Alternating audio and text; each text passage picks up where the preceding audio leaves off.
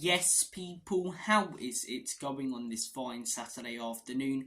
Welcome back to Lily White Lane. Hope that you're all doing good. Hope that you're all keeping safe and well.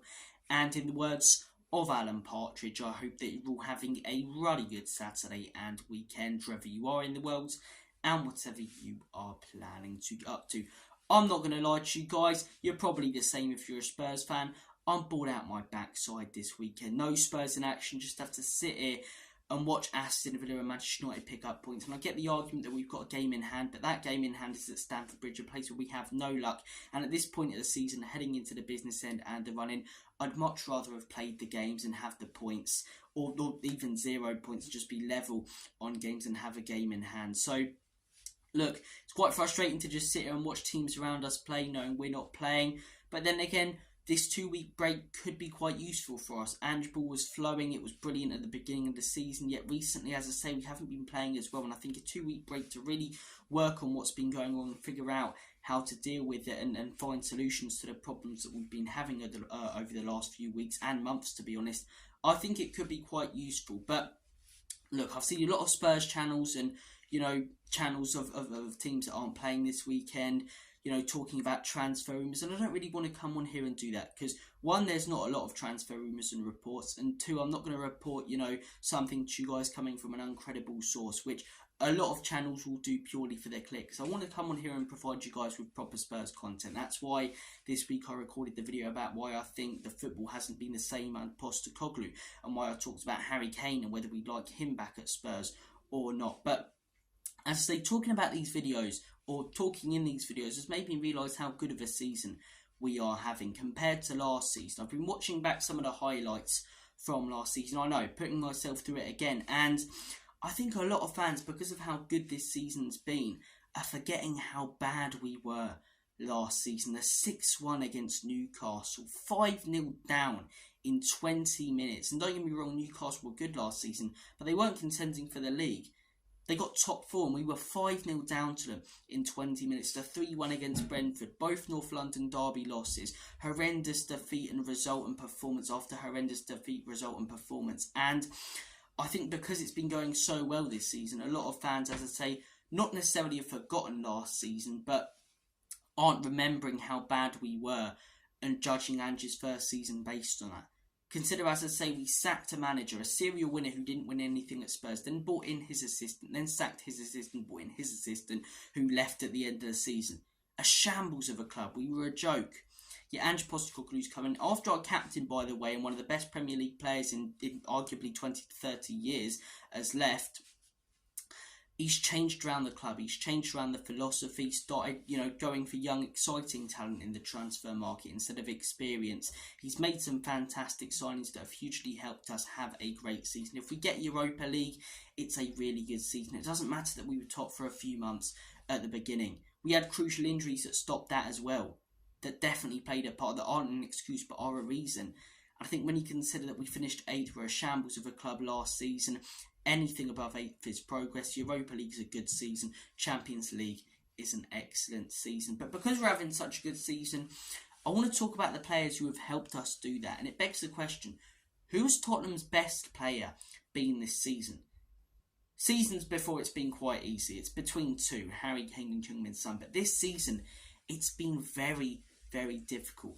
I've come up with my one. I want to hear your guys' thoughts and opinions and who you guys think has been Tottenham Hotspur's best player. So comment down below who you think our best player has been. Actually, comment down below your top 5. So, look, I'm going to discuss a few players I believe deserve a mention.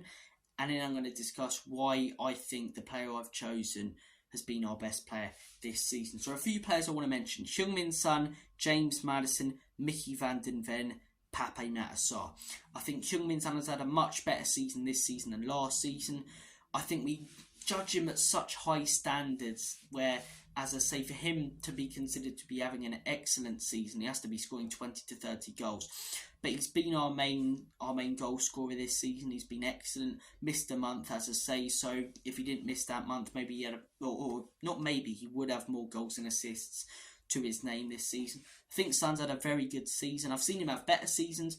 I've also seen him have worse seasons last season. I think he's performing at a level that we'd probably expect from Heung-min Son.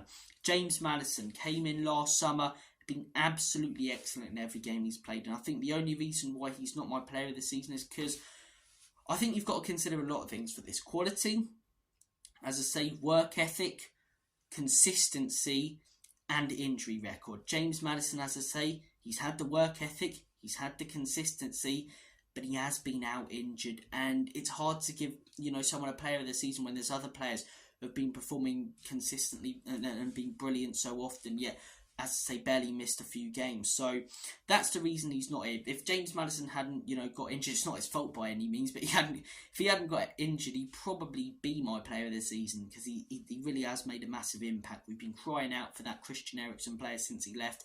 James Maddison is that. Mickey van den Ven, again, the injury thing slightly lets him down. Again, not his fault at all, but player of the season, you've got to be consistently performing all season long. And as I say, he hasn't been able to do that because he's missed out due to injury.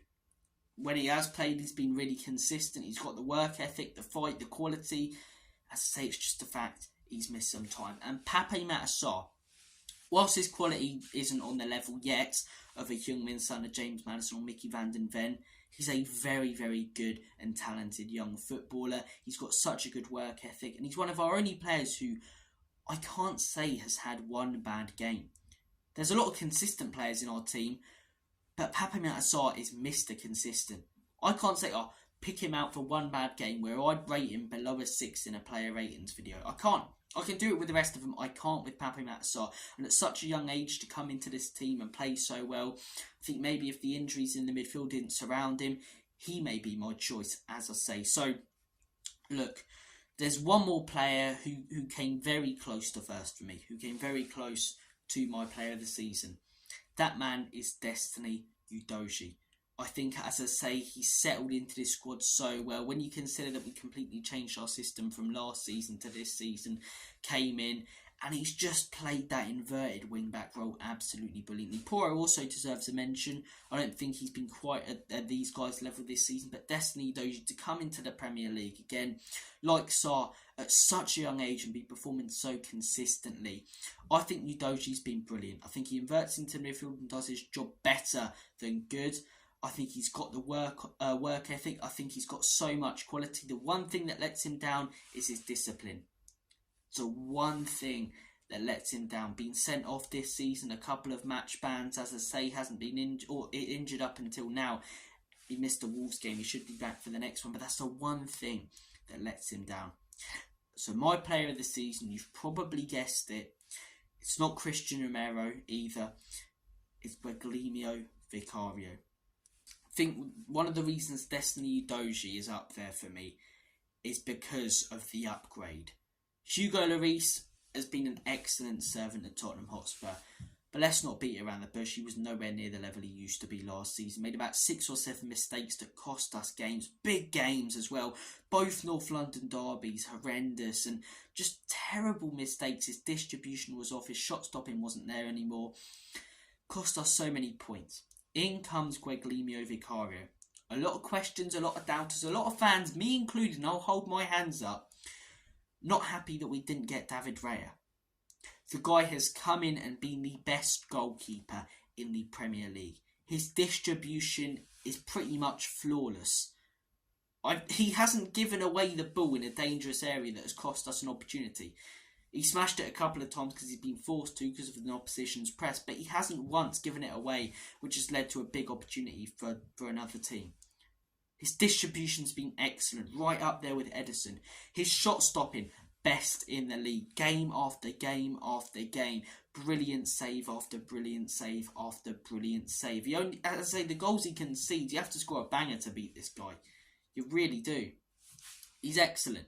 He's absolutely excellent. Consistency, as I say, played every single game this season. I know, as I say, it's less likely that goalkeepers get injured, but that plays a massive part. Quality, consistency, work ethic, 0 injuries whatsoever. The one little flaw for Vicario this season has been his set-piece defending as a goalkeeper, coming for crosses and, as I say, being harassed. There is an argument that he could be a little bit stronger, but I'd also say that the defenders should be backing him up and getting in between him and the attackers of the opposition, the likes of Man City and Everton, who have done that recently. But that's only 1 or 2 games, and he still made crucial saves in those. So for me, my player of the season has been Guglielmo Vicario.